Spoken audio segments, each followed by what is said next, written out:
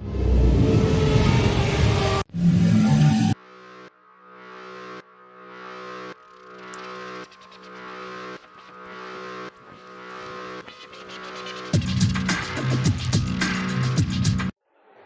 One is very much a team sport, and nowhere is this better demonstrated than during the pit stop.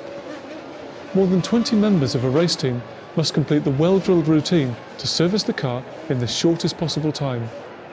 Speed and accuracy are essential, as overtaking on the track has become so difficult that a well-timed, efficient pit stop can often be the team's best opportunity to gain track position. In deciding your strategy, you are essentially trying to determine what will take the least amount of time overall during a race. Few stops with a slower, heavier car, or more stops with a lighter, faster car. So how do you decide on the perfect strategy? Do you one stop, two stop, or even three? Well, here are some simple guidelines to help you.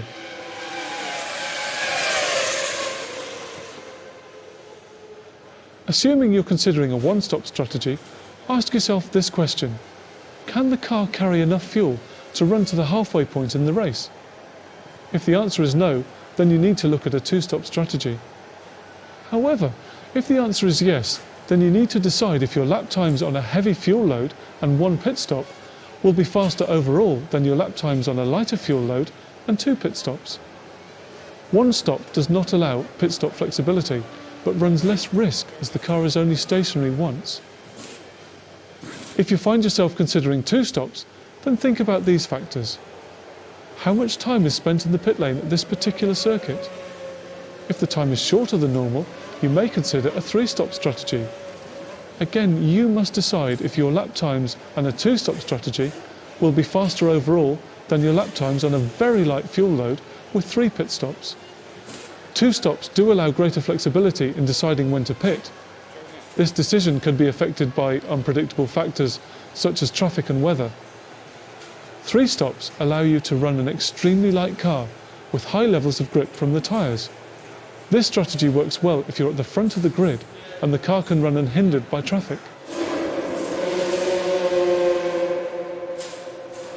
Using these simple guidelines, you should be able to determine your own pit stop strategy. However, keep in mind that this doesn't take into account important factors such as tyre wear or fuel consumption.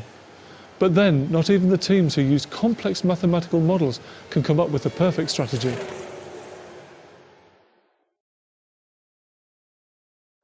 From the spectator's point of view, the pit stops can seem to be nothing more than an explosion of chaos.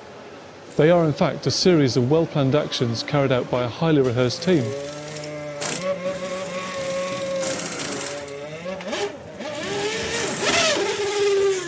The car is controlled in the pit stop by a lollipop held by one of the crew.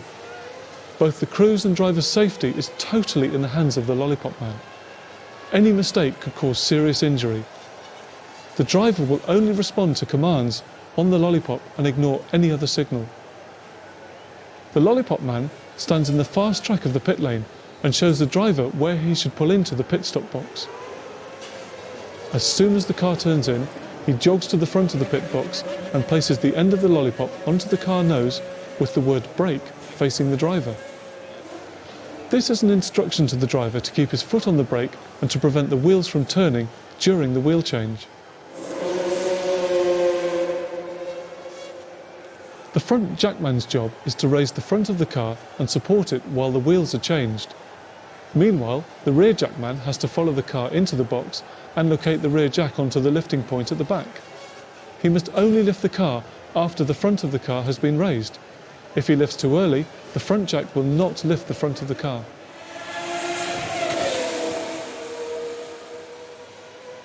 The gunmen have the most sought-after jobs in the pit crew. They are responsible for releasing and securing the wheel nuts as fast as possible.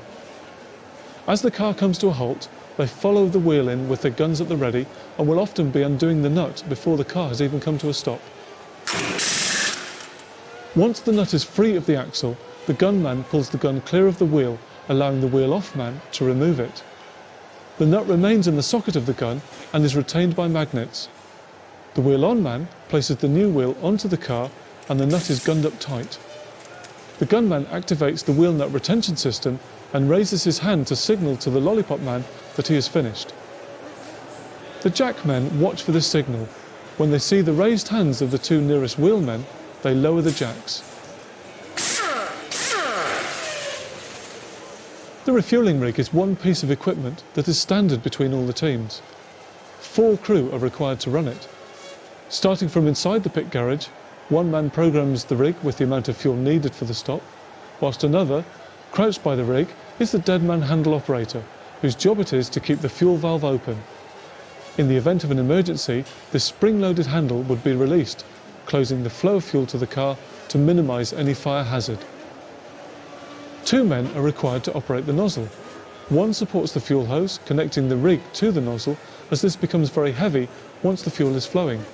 The second operates the nozzle itself.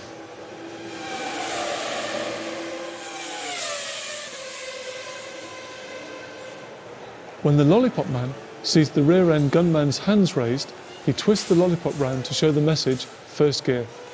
The driver knows the end of the stop is imminent. He selects first gear and keeps the revs height to avoid a stall. The lollipop man's attention is now divided between the nozzle man and the pit lane. He's in a mental loop, constantly revising whether it's safe for the crew and the driver for him to release the car. As soon as he sees the nozzle man is safe and the pit lane is clear of other cars, he'll raise the lollipop. When the driver sees this signal, he releases the clutch and the car screams out of the box, leaving the pit crew in a cloud of smoke.